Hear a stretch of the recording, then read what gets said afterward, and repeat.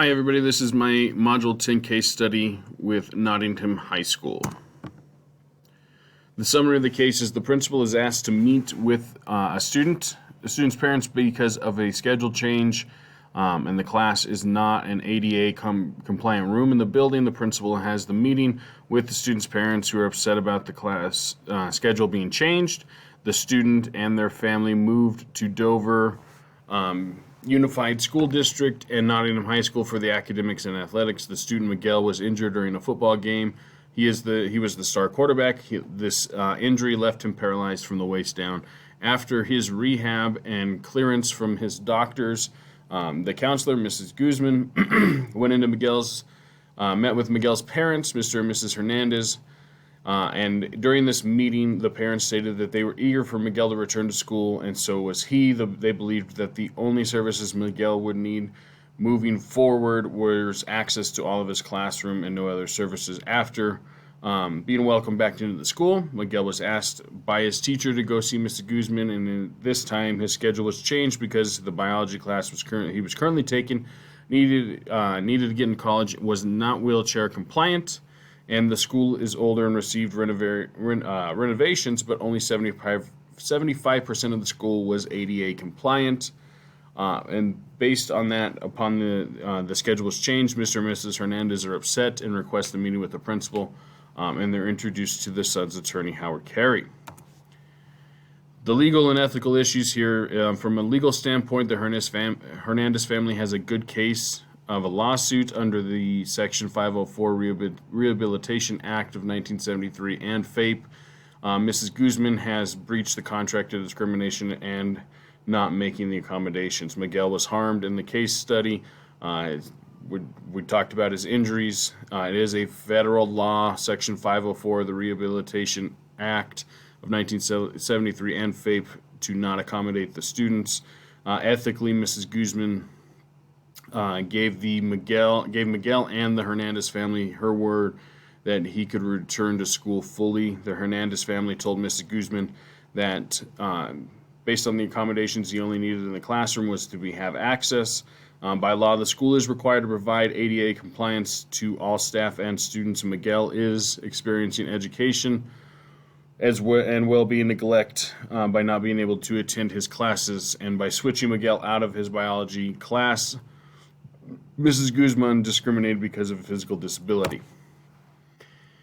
So what exactly happened was Miguel Hernandez was injured during a high school football game. His injuries left him in a wheelchair bound. After rehabilitation and doctor approval, he's now able to return to school. Upon returning to school, the family met with counselor Mrs. Guzman to discuss the needs of their student. After being back in school, Miguel his schedule was changed due to the biology room not being ADA compliant.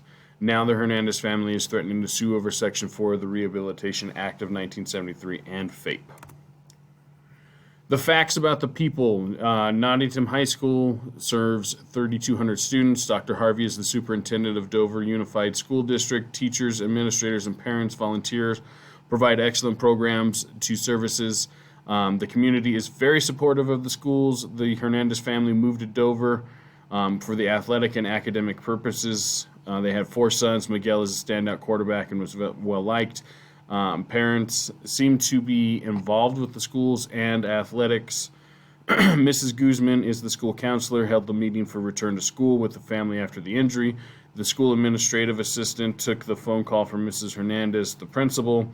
Howard Carey is the attorney representing Miguel Hernandez. What we don't know about the people of the cases, from the information presented, we don't know the details of the number of special education students that the school provides services for. We have a limited data on the student demographics. We don't know what experience the principal or other administrators have, if any, in this case, and we don't know the norms of the school or how these cases are normally handled.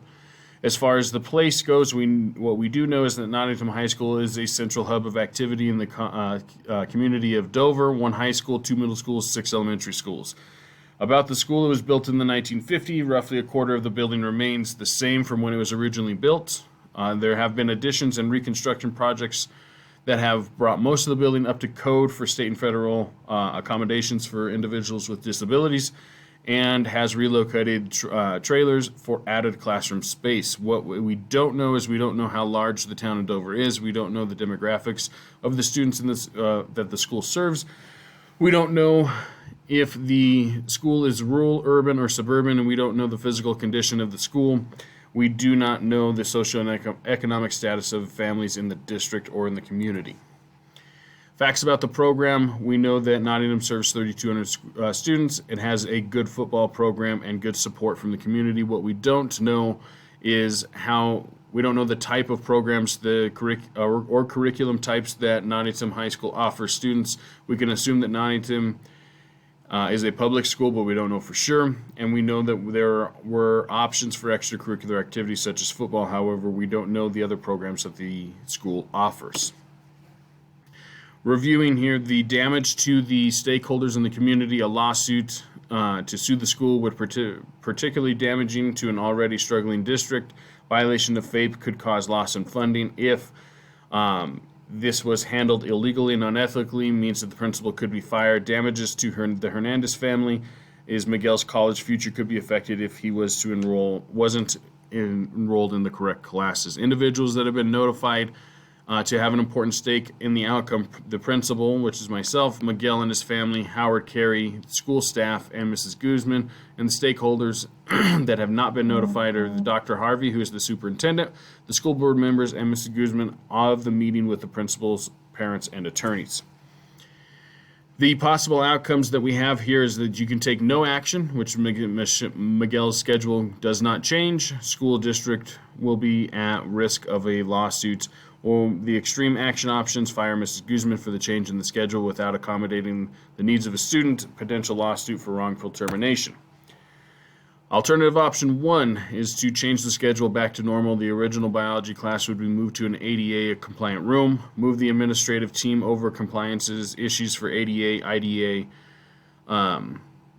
the Section 504 FAPE and other special education needs, meet with the staff over compliance with ADA, provide professional development opportunities for staff. Mrs. Guzman would be required to write a formal statement to the Hernandez family about the mishaps. She would require the attend formal meeting or training in compliance with communication.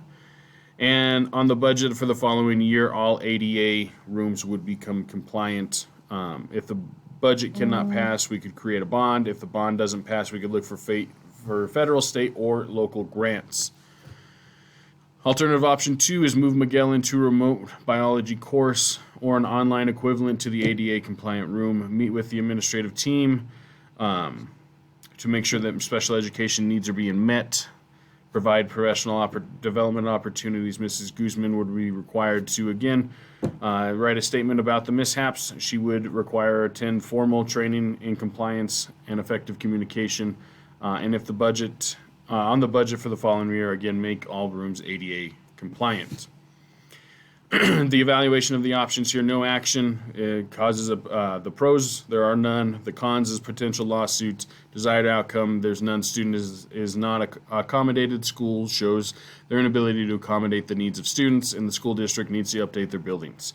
The extreme outcome: there's no pros along with that one. The cons is you lose a school counselor, potential lawsuits, and Mrs. Guzman's could file a lawsuit for wrongful termination, and the student doesn't get the desired outcome. Alternative number 1 shows us that the pros would be the student gets the course for his education, school limits for the damages and potential lawsuits. The biology class would be moved. That is a con, and potential stigma for Miguel is the biology class gets moved. The desired outcome is the student returns to normal classes, the school makes the necessary accommodations, and the staff is trained in compliance. Alternative option number 2, student gets the biology credit needed. The school is limited in damages and potential lawsuits. The con is that the online format is not suitable for Miguel and his family. Student could be liable for a lawsuit still. And Miguel would get the course that he needs and wants. The school makes appropriate accommodations. However, the staff could still face some issues. The best option, in my opinion, is alternative option number 1. This allows Miguel to be part of the class. It alleviates the lawsuit that's potentially looming, and it also will allow the staff to participate in professional development and make sure that they are understanding of what's going on with with Section 504 and FAPE. This also allows you the opportunity to find money in the budget or ask the district to create a bond to make sure that 100% of the school is ADA compliant, up to code. And Mrs. Guman admits that she did make a mistake, but does make the necessary changes moving forward. To implement this, the principal is going to inform the Hernandez family that the schedule will be changed back to normal. He will ask the Hernandez family for 1 week to make the necessary changes in rooms. We will get the course materials moved for the biology class, make sure that it is an ADA compliant room, addresses any miscommunications with Mrs. Guzman as far as why this was not brought to his attention earlier, required to write a formal address to the Hernandez family, and require her to attend compliance and communication professional development. The principal finds professional development for the staff on ADA, IDEA, Section 504 and FAPE and special education needs, and the principal writes a formal proposal to the school board and superintendent for building updates. Positive outcomes is Miguel is back in his current schedule. The school made the necessary accommodations. School staff is better trained in compliance, and the lawsuit is potentially minimized. Negative outcomes is that there's a potential stigma towards Miguel for making the class change locations. The class has been taught in different locations, and potentially to not have all of the necessary material previously utilized in the former classroom. Here are my standard integrations and conclusions. Thank you very much, and I really enjoyed this class.